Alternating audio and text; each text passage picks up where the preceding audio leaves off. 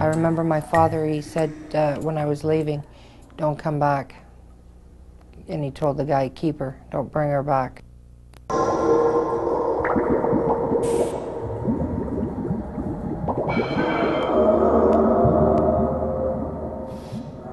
It's like marching down a trench that's slowly getting deeper, and the sunlight disappears and all you can see is a long rut. And for me, a rut is just a grave with the ends kicked out. It's a horrible place to be.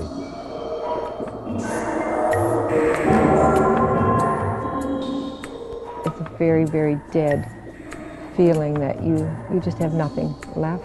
You feel I just felt that I'd given him all my love, all my care I could possibly do for him. I just feel I'd given my whole self to Gord, and there was nothing left for me.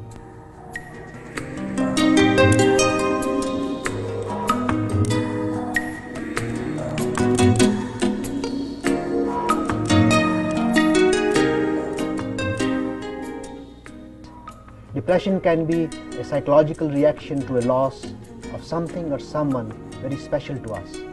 If it is because of the loss of a dear one, we call it grief reaction. Depression can also be a part of a lifestyle in which people are really frustrated and angry and exhausted and tired. If that lasts for years, we call it dysthymia. And depression can be part of manic depressive illness, an illness that runs in the families and affects people to such an extent that sometimes they need to be hospitalized to be treated.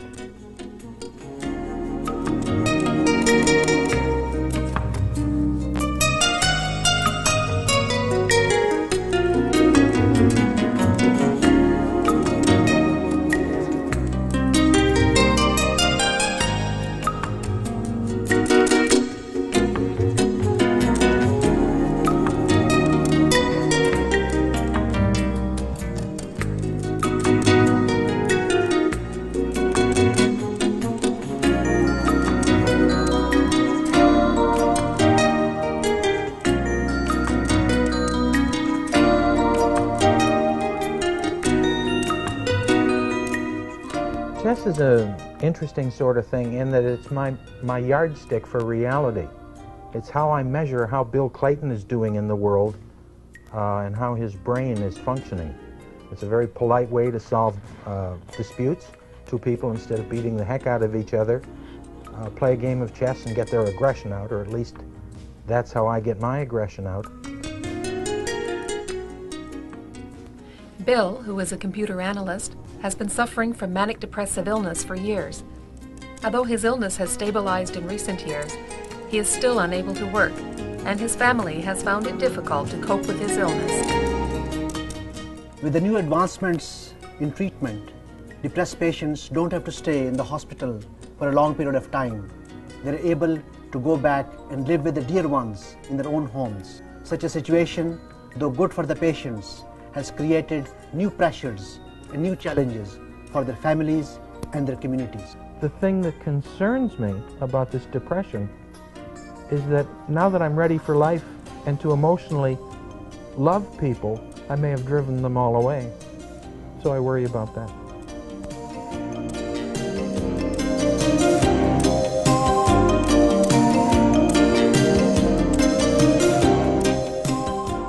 Rose, age 35, lives today with her dog, who is her closest friend and main source of comfort. For years, she felt trapped in a job she hated. She grew up in a family where her father suffered from manic depressive illness and was abusive to the family. He's told us all that he never wanted kids.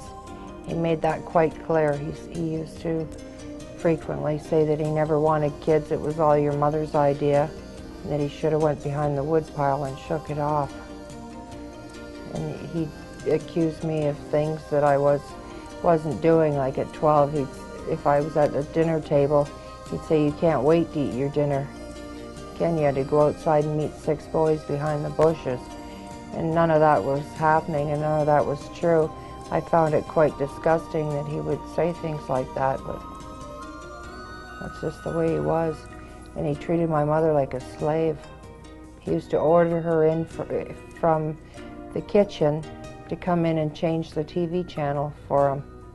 Or he'd say, if he had a button missing on his pants, put a button on my pants and throw them right in her face. She was treated like a slave. June, a registered nurse, cared for her husband of 40 years during his 9-year struggle with cancer. He became the focus of her existence, and when he died, she experienced a profound grief reaction and felt emotionally paralyzed. My husband Gordon was a firefighter, very strong man. We both lived a very active life and shared our lives so much together. And how things have changed once this diagnosis was put on him. It was very devastating to find out that the man you loved would not be with you forever, and something was definitely wrong here. Manic depressive illness can be unipolar, in which patients only have episodes of depression, or it can be bipolar, in which they also have the episodes of mania. In different types of manic depressive illness, there are biochemical changes in the brain. The levels of noradrenaline, dopamine, and serotonin are quite low in the brain, and with antidepressants, those levels are raised so that the symptoms of depression are successfully controlled. The Haldol is a wonderful drug and a terrible drug at the same time. When I was having a psychotic episode, it would slow me right down. The problem was I felt slowed right down. And patients resist that feeling. So we tapered that off as I got better. The antidepressant drugs, I didn't get a lot of benefit out of. They didn't seem to perk me up particularly, but it's very difficult to be objective when you're depressed. Maybe they did help me from getting worse and sort of stabilized it. I just didn't notice any great improvement. So I have mixed emotions about that. All this bizarre stuff happened when you started taking the course, that whatever you want to call it. Yeah, but it would have happened anyway. How do you know?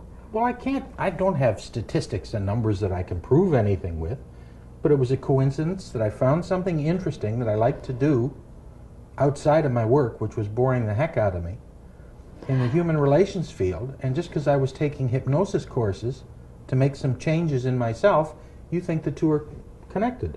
I could have broken a leg and the same thing would have happened. No, because it's the whole thing is dealing with mental processes. It took your mental processes and screwed them up somehow. Well, I prefer to think of unscrewing some of them, but... And I don't recall you ever saying you were bored with your work before. I hated it for the last 2 years. And the hypnosis courses and stuff made life interesting again. I went through life not understanding people and just telling them what to do. I was a terrible manager. Well, what do you think happened then with the hallucinations and bizarre behavior and seeing things and hearing messages from the TV and walking around the house naked and backwards and trying to walk out the door like that?